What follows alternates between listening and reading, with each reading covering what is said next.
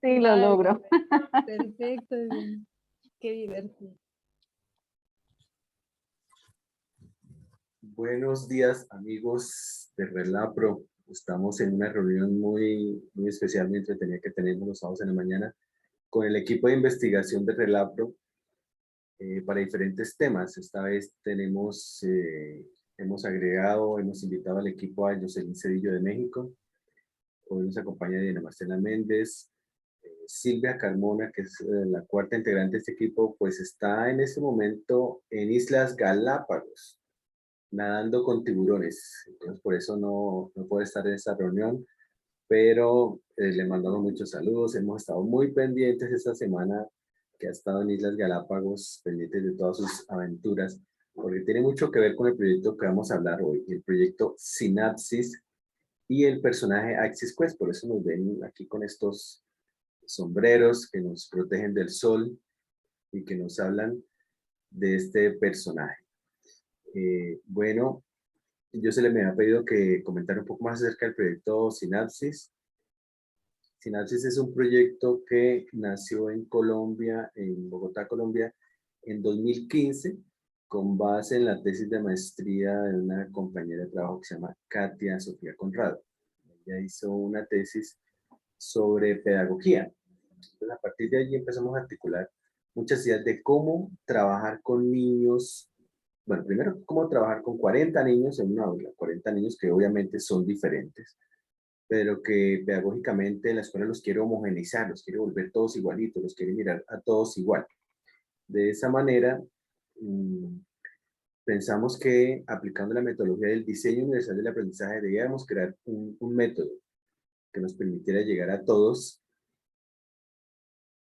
incluidos los niños con necesidades educativas diferenciales o niños en situación de discapacidad, pero también a los niños que no estaban reportados en orientación como niños con alguna dificultad especial. Entonces, seguramente eso sucede también en otros países. Jocelyn en México, Diana ahorita está en Dominicana. Cuéntanos, Jocelyn, ¿cómo es la situación de estos niños que terminan marginados por alguna situación de discapacidad, por alguna situación por el estilo?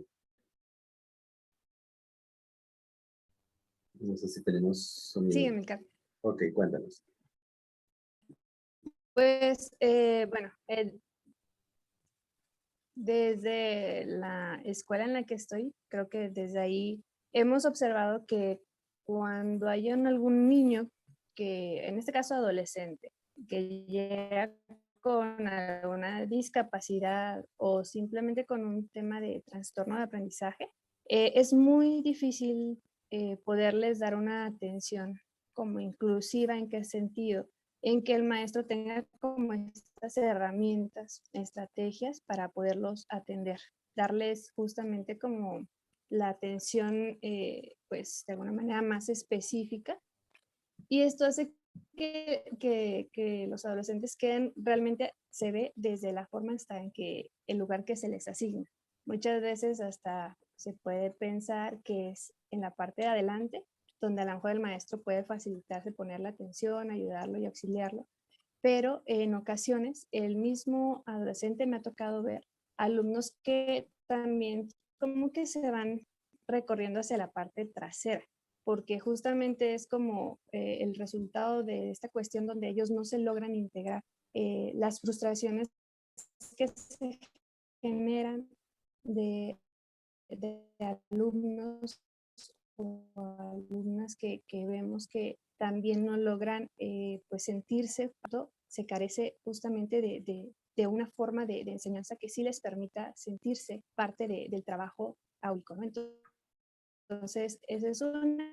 Y la otra es que el maestro también vemos que sí se ve su trabajo totalmente afectado porque no logra ver es como llegar a las curriculares, la flexibilidad curricular, y eso también limita muchas veces que el docente pueda realmente desde crear un vínculo desde afectivo, de confianza con el alumno, hasta obviamente el también solo dejarles trabajos que como un checklist de, bueno, solo haz esto y déjame trabajar con los demás, ¿no? O sea, se vive en ese tipo difícil, a veces llega realmente a esta esencia de la inclusión educativa de forma también individual con ellos, pero mayormente se tiene que trabajar desde el salón con ellos para justamente hacer ese asesoramiento y acompañamiento al docente y al alumno dentro del espacio en el que están. Eso es lo que hemos visto. No se logra a veces la comprensión ni lectora de varios adolescentes teniendo entre 12 y 15 años. Imaginemos esa situación. Es complicada.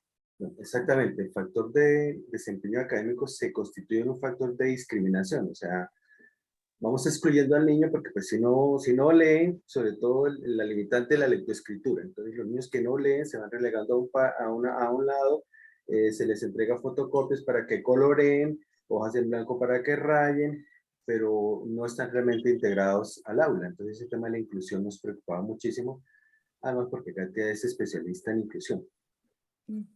Y pues, y yo como orientador, pues obviamente tengo que estar pendiente de ese tema de lo académico, pero también de lo social. Entonces veíamos que estos niños tenían doble relegancia, o estaban relegados tanto en lo académico como en lo social. Entonces son el grupito de los que no leen, entonces aparte, el grupito de los que no escriben, por allá atrás. Entonces hacemos un grupito con ellos, a ellos les vamos a poner cualquier cosita para que coloreen, para que rayen, pero no están integrados en el proceso académico. Pero Marcela también tiene muchísima experiencia en educación, el tema tanto como orientadora como directiva, de cómo se ven esos niños que llamamos niños de inclusión o de necesidades educativas diferenciales, en una época decíamos de necesidades educativas especiales, y qué relación o cómo trabaja el orientador con ellos. Bueno, en Colombia tenemos, yo quisiera hablar antes del tema de necesidades, del tema de los modelos flexibles de aprendizaje, que es, digamos, el modelo que de alguna manera importamos de Brasil, atendiendo a una necesidad fuerte de desplazamiento interno que tuvimos durante muchos años y que aún es un tema que está sin superar, y que digamos que a ese tema de desplazamiento interno y que hace que los niños estén en el sistema educativo en nuestra edad, por un lado, pero también situaciones de regiones en donde por temas de cosecha, de cultivos específicos, ellos no están, digamos, el mismo tiempo del calendario académico como otros niños de otras regiones, sino que se ausentan de la escuela por esos temas de cosecha y pan coger, como se les llama.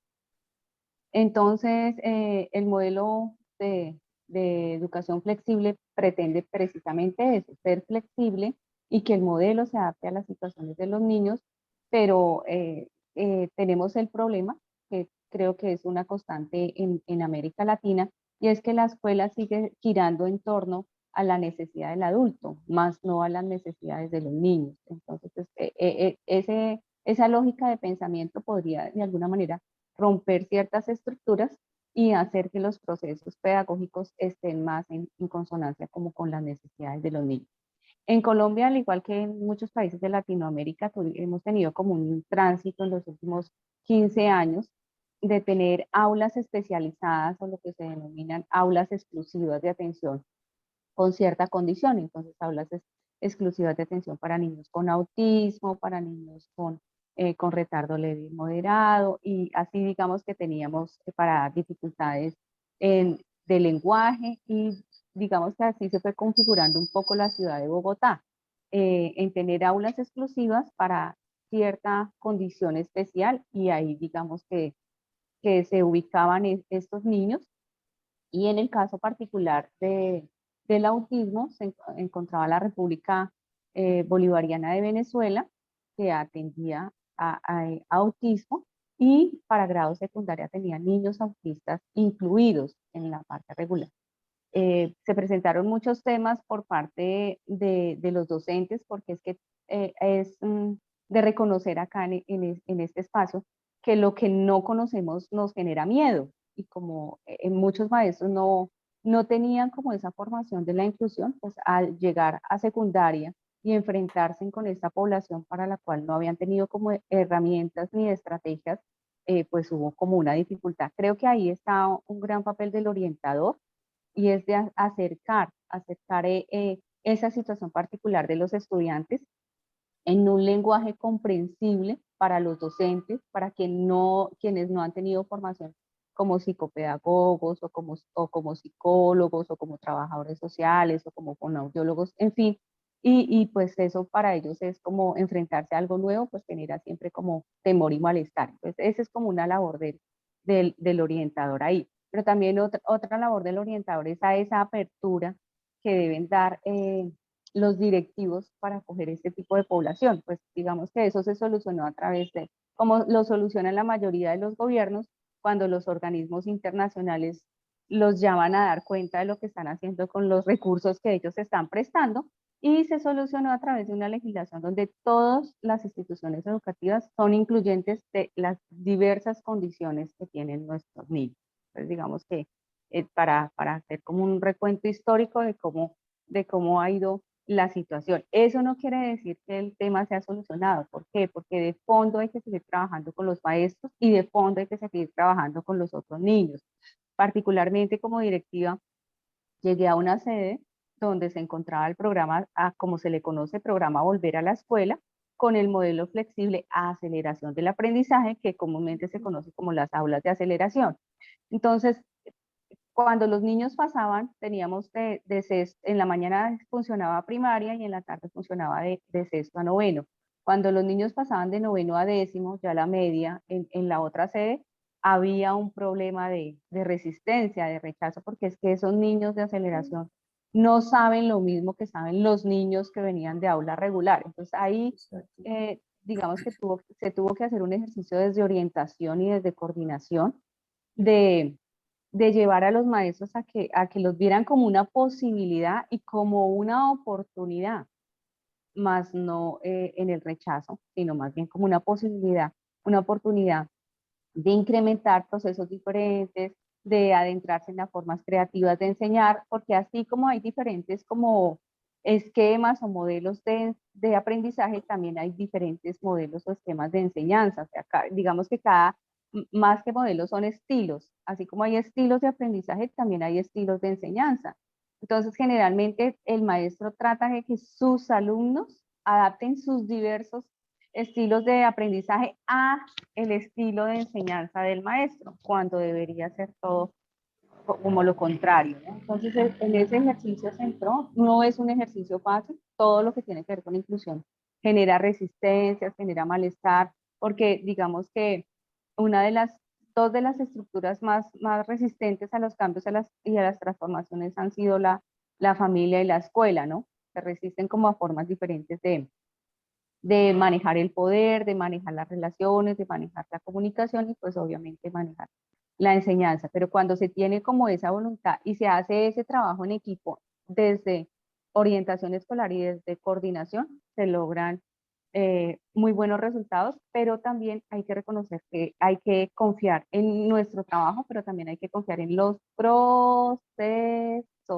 porque generalmente son demorados, no es de un día para otro ni de un año Exactamente, para otro. son procesos de tiempo. Bien, justamente desde el 2015, entonces, entre el 2015 y el 2017, junto con Kate empezamos a investigar ese tema. Bueno, ¿qué hacemos con ese tema de los niños de inclusión? Y uno de los referentes que tuvimos era el tema de la escuela nueva en Colombia, por una situación. El maestro actualmente parece que tiene un temor a trabajar con niños de inclusión, niños autistas, niños con síndrome de Down, niños con bajo coeficiente intelectual o, como yo digo, con un bajo nivel de comprensión oral y escrita. Pero resulta que históricamente en Colombia, hace más de 60 años, existe un modelo pedagógico que se llama Escuela Nueva. Escuela Nueva es la escuela rural.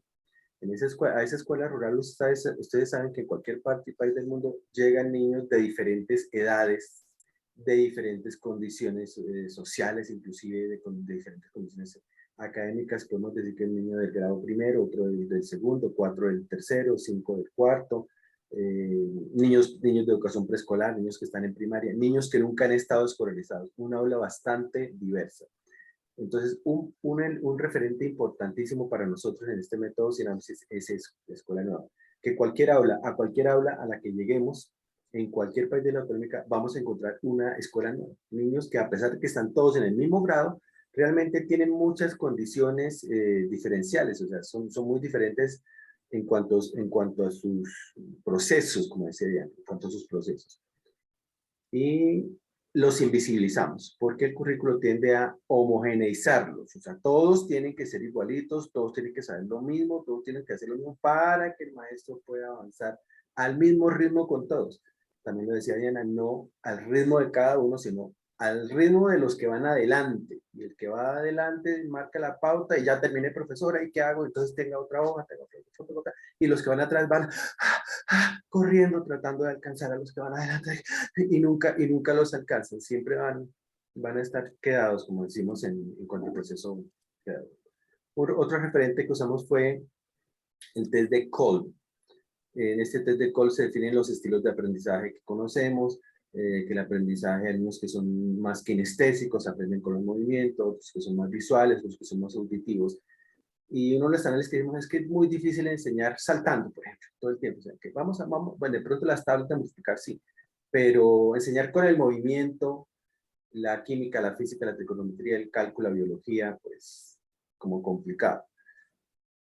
Hasta 2017 empezamos a hablar de sinapsis con el método, con el título método sinapsis. Antes hablamos de, bueno, un método pedagógico, pero no le hemos puesto nombre. Sinapsis nos dio un núcleo, nos centró en una idea concreta, y la técnica oler más adelante aún mucho más. Entonces, todo eso que estamos buscando pedagógicamente, como que los niños, como que entender que los niños aprenden de diferentes maneras, la aplicamos en una mnemotecnia, digamos, en una sigla que llamamos oler. Llegamos a la conclusión que todas las personas, niños o adultos, aprendemos principalmente de 4 maneras: oyendo, leyendo, escribiendo y relatando. Entonces, oler, entonces oír y entender, o oír y escuchar, leer. Y cuando nos referimos a leer, nos referimos a los 4 niveles de lectura, 4 niveles de lectura, y sobre todo la lectura de imágenes. Listo, un niño que no se ha acercado funcionalmente a la lectoescritura, igual lee imágenes, y el niño lee, y eso insistimos mucho, yo les digo a los niños todo el tiempo, y el viernes que tuve una clase con niños de extra edad, les decía, todos los niños nacen con la capacidad de leer. Lo primero que hace un bebé es leer el rostro de la mamá. Entonces está mirando, qué estará pensando, qué estará diciendo, qué vamos a hacer hoy. El bebé lo primero que hace es leer. Leer imágenes, leer realidades, leer contextos, leer rostros, leer situaciones. Entonces los niños vienen con con ese rótulo de que es que yo no sé leer. Ay, no, todos sabemos leer, pues, todos sabemos leer desde que nacemos, desde pequeñitos sabemos leer, oír, leer, escribir. Ah, que yo no sé escribir, pero sabe dibujar, pero puede diagramar, o sea que está en esa categoría también. Y relatar, pues todos sabemos relatar, todos podemos contar qué nos pasó en la casa, qué pasó hoy. Oír, leer, escribir, relatar nos mete en la didáctica de el diseño universal del aprendizaje, que dice que lo que el maestro presenta en el aula debe ser accesible para todos. Si no es accesible de forma auditiva, debe ser accesible de forma visual o de forma audiovisual. ¿Qué pasaría con un niño que su lengua natal es el braille? Tendría el maestro también que poder trabajar en esas condiciones, pero no hablemos de esos casos extremos. Bien, entonces esos elementos de escuela nueva: entender el aula como un grupo diverso. 2, oler, diseño universal de la empresa. Todo lo que diseñemos debe estar diseñado desde todas las formas audiovisuales posibles. Por eso nuestros trabajos tienen un componente escrito, un componente gráfico, un componente visual y un componente audiovisual. Entonces esperamos que los materiales, o sea, lleguen de todas las formas. Y obviamente para un niño que no está clasificado en esa categoría de necesidades educativas especiales, pues también le va a servir. También es un principio del diseño universal de que lo que diseñemos les sirva a todos. Entonces son componentes. Otro componente, lo que decía Jocelyn, esto es emocionante. Cuéntanos, Jocelyn, ¿por qué te parece esta metodología emocionante? Y esa es una palabra clave que quiero que tomes. Sí, pues le comentaba justamente a Milka que al momento de comenzar a integrarme pues al grupo, pues uno llega así como todo alumno nuevo, ¿no? Así de que yo me quedo calladita, yo espero a ver cómo será justamente la dinámica. Y cuando empiezo a ver que, pues, que hay que hacer algo de sinapsis y se manda una primera lectura, yo la leo y que alguien va a viajar, en este caso Silvia, entonces empiezo a cuadrar como todo, ¿no? Así como por contexto, ¿no? Entonces, por esta intuición que tiene el ser humano, ¿no? Entonces comienzo a ver y digo, o sea que se va a hacer ok, no, es que alguien va a viajar y entonces va a relatar y previo ya se está investigando pues justamente el lugar que se va a visitar, rescatando esta parte cultural de las tradiciones, de esta cuestión de la historia que se tiene en ese lugar y cómo suele ser pues intrigante, ¿no? Porque justamente uno comienza a profundizar el lugar que va a visitar, ¿no? Entonces, Perfecto. vienen las imágenes después y yo digo, ay, la foto de la tortuga, ¿no? Y con Silvia y todo, yo digo, le pones un texto de las aventuras de Axie Quest y yo digo, y lo primero, la intriga me hace, la curiosidad me hace llegar justamente como a investigar, a ver, ¿por qué Axis Quest? Y entonces empiezo a buscar, ¿qué es Axis? ¿Y qué es Quest? ¿No? ¿Serán palabras en inglés? ¿Será una palabra de otro origen? Entonces yo comencé justamente esa parte de investigar antes de que yo hiciera algunas preguntas, ¿no? Porque yo dije, no, yo sí pregunto ahorita, pues como que uno le da al principio pues hasta pena, ¿no? Porque pues dice uno no logra comprender la totalidad de todo.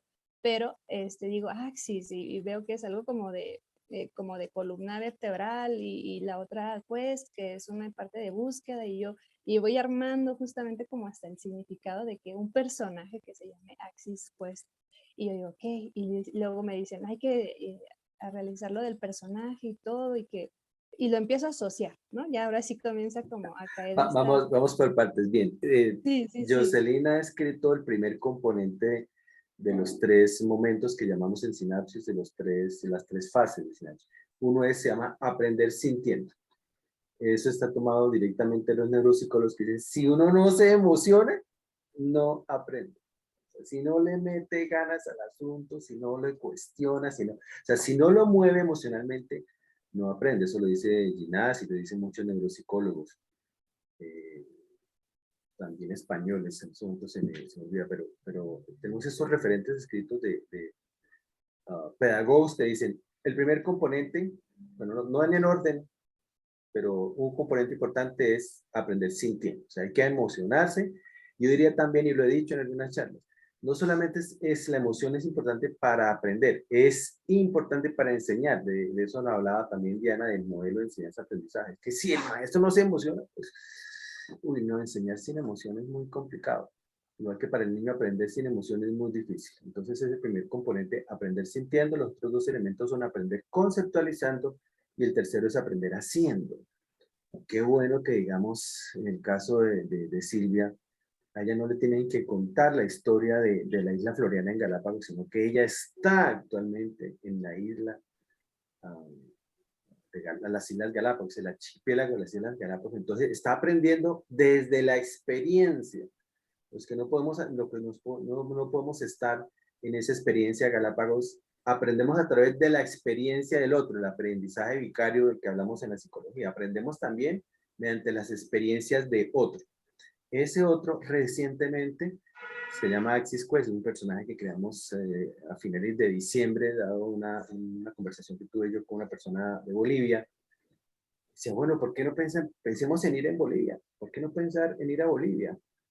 Y ahí nació un poco la idea de Axis Quest en Oruro, en el carnaval de Oruro, Axis Quest en La Paz, cómo sería la experiencia de Axis Quest, y empezamos a investigar sobre eso, que es el segundo componente, aprender conceptualizando.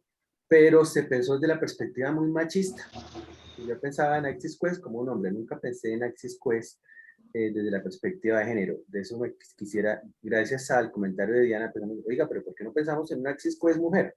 Cuéntanos por qué por qué esa idea, Diana, del Axis Quest como un personaje que puede ser también mujer. Bueno, porque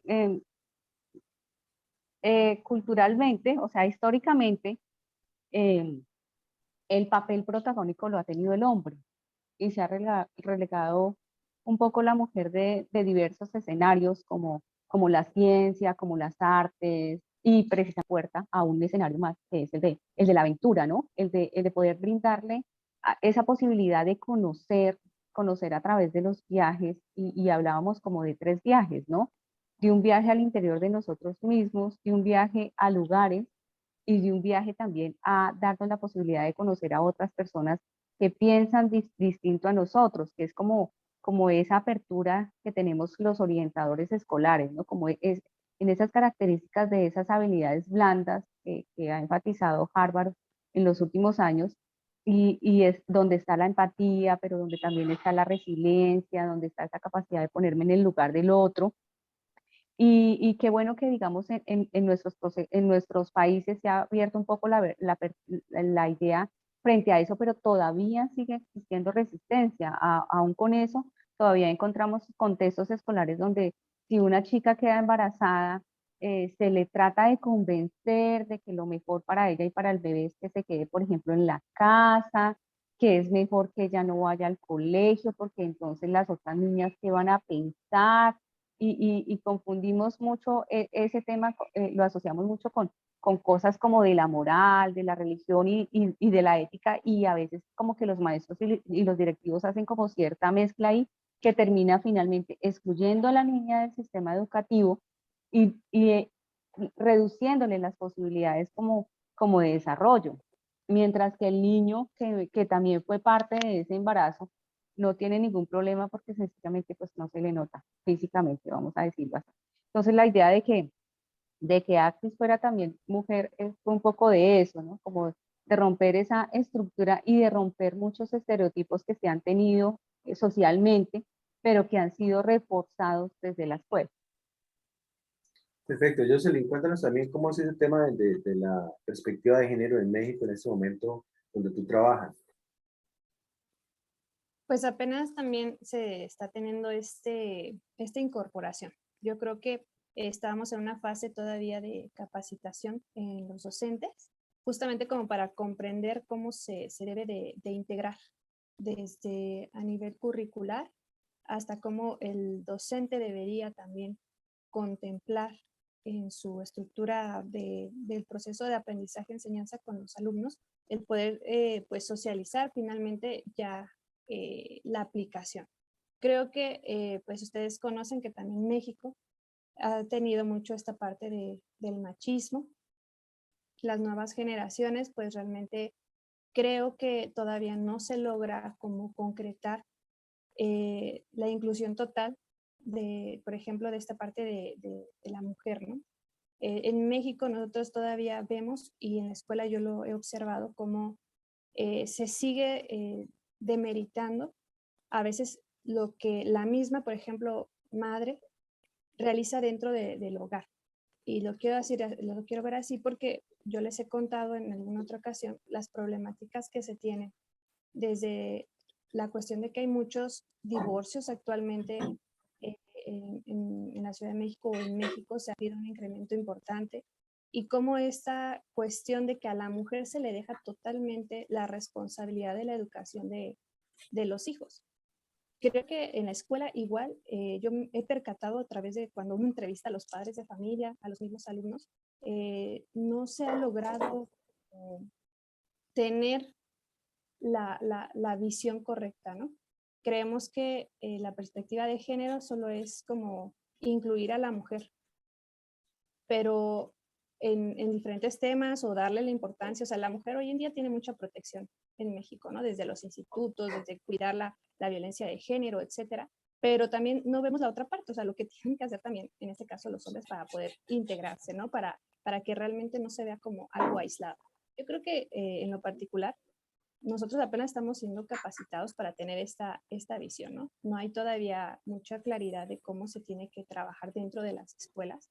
Sin embargo, pues ahorita escuchando también a Diana, yo visualizo justamente una cuestión en donde se descuida totalmente el rol que juega tanto la adolescente y el adolescente. Se ve reflejado desde sus familias, como también hay mucho desplazamiento de esto, ¿no? Entonces, es apenas estamos, como lo decimos nosotros, ¿no? En pañales todavía, ante este nueva expectativa o percepción que se tiene también del género, visto desde, no nada más de quién está más, pues de alguna forma vulnerable, sino más bien lo que se tendría que construir en la escuela para que ambos géneros logren pues desarrollarse de acuerdo a sus diferentes capacidades y diversidades que tienen, ¿no?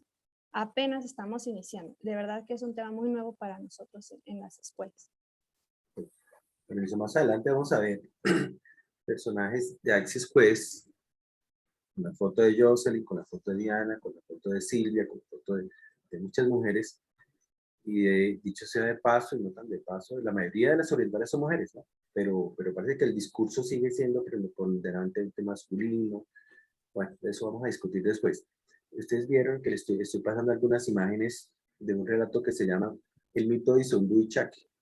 Entonces, la idea es que ese es un trabajo previo que yo ya venía haciendo desde como 2008, de ir recuperando relatos. Otro componente de sinapsis es que se trabaja sobre relatos, y la idea es meternos dentro de ese relato con emoción, con conceptualización y con cosas prácticas. En este caso, el mito de Isondú y Chaki es un material que diseñé para los niños que están en nuestra edad, que como que están entre la primaria y la secundaria, pero que no saben escribir funcionalmente, etcétera, etcétera. Entonces nos metemos en una historia que se llama el mito de Isondú y Chaki, que es un mito amazónico, y obviamente pues en ese trabajo hablamos de los vertebrados, los anfibios, los aves, los peces, los reptiles, los mamíferos, porque conceptualizar para sinapsis significa crear categorías de pensamiento.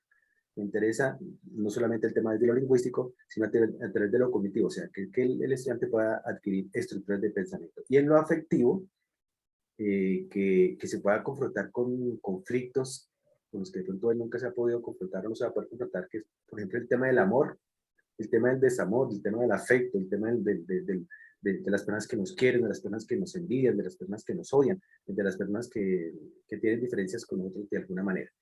Entonces ese es el segundo componente, aprender sintiendo, o sea, la emoción. Al comienzo le contamos el cuento de una manera emocionante, tratamos de meter un personaje. No teníamos otro personaje que el tío Conejo. Ese era un personaje que como que era muy recurrente en los cuentos, pero pensamos que con ese personaje de Axis Quest vamos a tener mayor flexibilidad, un manejo como más importante. Y el tercer componente es aprender haciendo. Entonces, al final de la unidad didáctica, el Sinapsis trabaja por unidades didácticas. Entonces, esta unidad didáctica va a llevar el mismo nombre del cuento. Esa unidad didáctica se llama El mito de Isondú y Chaki. Pues en torno a esa unidad didáctica trabajamos un número indeterminado de actividades, indeterminado porque van surgiendo de acuerdo al nivel que los niños tienen y lo que los niños van proponiendo. Voy cerrando un poco con esta parte porque nos quedan pocos minutos aquí para este corte y volvamos al tema de Axis Quest. Tal como lo decía Jocelyn, Axis tiene que ver con columna, tiene que ver con estructurar, con tener una estructura cognitiva. Y también tiene que ver con el concepto de ejes de aprendizaje, que en este caso son aprender sintiendo, aprender conceptualizando y aprender haciendo. Presentamos que esos son los ejes fundamentales. Y Quest, sí, obviamente tiene que ver con investigación, pero también es la base lingüística para question. Un elemento fundamental de la metodología de sinapsis es la pregunta. Los maestros somos muy dados a dar respuestas, a dar respuestas. Y la metodología se trata de lo contrario, de que sea el niño quien genere las preguntas. Yo le cuento una historia y a partir de esa historia deben surgir muchas preguntas. A Jocelyn también le pasó y lo describió. Bueno, si dice ¿cómo así que alguien va a viajar a Galápagos? ¿Quién va a viajar a Galápagos? ¿Por qué Islas Galápagos? ¿En qué país queda Islas Galápagos? ¿Qué distancia hay de Guayaquil a Islas Galápagos? ¿Se va en barco, se va en tren, se va en avión? ¿Cómo se hace para llegar hasta allá? Si yo estoy en México, ¿qué tendría que hacer para poder llegar hasta Islas Galápagos? ¿Cuánto me podría costar? Entonces son los 4 elementos básicos que usamos, es ciencias sociales, ciencias naturales, los lenguajes, no el lenguaje, sino los lenguajes y las matemáticas. Esos son los 4 elementos que integramos al conocimiento de Axis Quest. Entonces estamos en este momento trazando una ruta hacia Lima, porque Axis Quest necesita ir a Lima. Después vamos a contar por qué Axis Quest necesita ir a Lima. Entonces ahí le vamos a prestar las experiencias de Diana, que ha estado en Perú específicamente, estuve en Lima, estuve por la carretera panamericana subiendo desde Buenos Aires hasta Quito. Jocelyn le va a prestar sus experiencias de cómo iría desde México hasta Ecuador. Obviamente vamos a usar toda la experiencia que ha tenido Silvia en ese proceso de ir desde Mendoza, Argentina, posiblemente un tramo en avión, otra parte por la carretera panamericana, seguramente tuvo que ir a Quito, o no sabemos si tuvo que ir a Quito, o salió directamente de Guayaquil hasta Islas Galápagos, si era en viaje, si era en avión, si era en barco. Y entramos al apasionante mundo de las ciencias naturales. ¿Por qué es tan importante Galápagos para la biología y para la teoría de la evolución en el mundo? La relación con Darwin, las especies vegetales que subsisten en la isla, las especies no vegetales o las especies animales, las tortugas, las ballenas, la historia de Galápagos. Entonces, de eso vamos a hablar en el próximo corte de esta aventura, de cómo estas aventuras, o cómo vamos a ir construyendo las aventuras de Isis Quest en la isla, en las Islas Galápagos. Entonces, es básicamente cualquier lugar nos sirve de excusa para viajar. En este caso, estamos hablando vamos a hablar de la cultura andina. Pues no se pierdan este corte que vamos a hacer después de esta pausa. Gracias.